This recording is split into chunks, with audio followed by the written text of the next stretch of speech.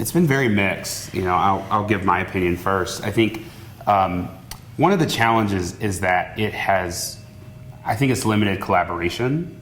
And a big part of the way that I think both of us practice medicine is through touch. Examination is very important in figuring out what's wrong with a patient. I think now we depend way too much on technology and on imaging to figure out, what a patient's diagnosis is. And so for months, I had to see patients over telemedicine, so over a computer, where I couldn't use those diagnostic tools.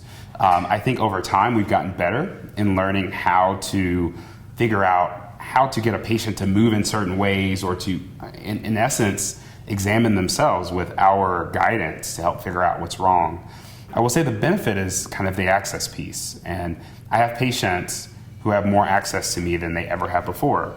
I saw a doctor yesterday when I was in the airport, literally on my phone. And I would have had to cancel that appointment otherwise. And so I'm able to check in with patients more, and patients like the ability to see their provider in areas where they're comfortable, because the office is kind of our domain, but they get to be in their bed, be in their home where they feel more comfortable. So I think that patients are willing to share a little bit more.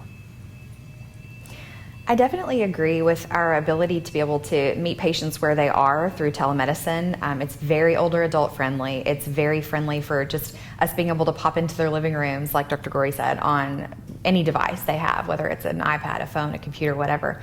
I'll take a little bit of a different spin on this and say, in Arkansas, we have a lot of rural primary care physicians, and I think just because our opioid crisis has been so bad, we're the second highest prescribing state, second to Alabama.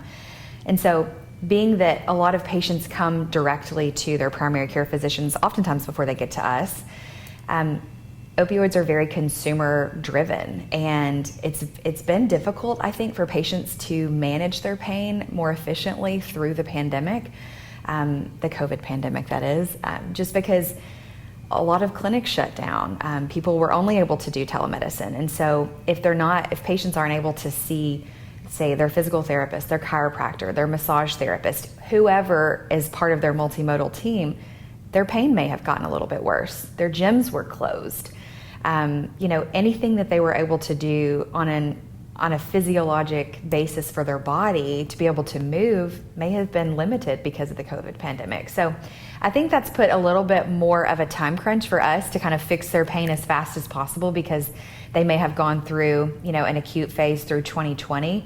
And being that the COVID pandemic is still going on, it's just a little bit more pressure on us to be able to control their pain as quickly as possible, but also as evidence-based as possible.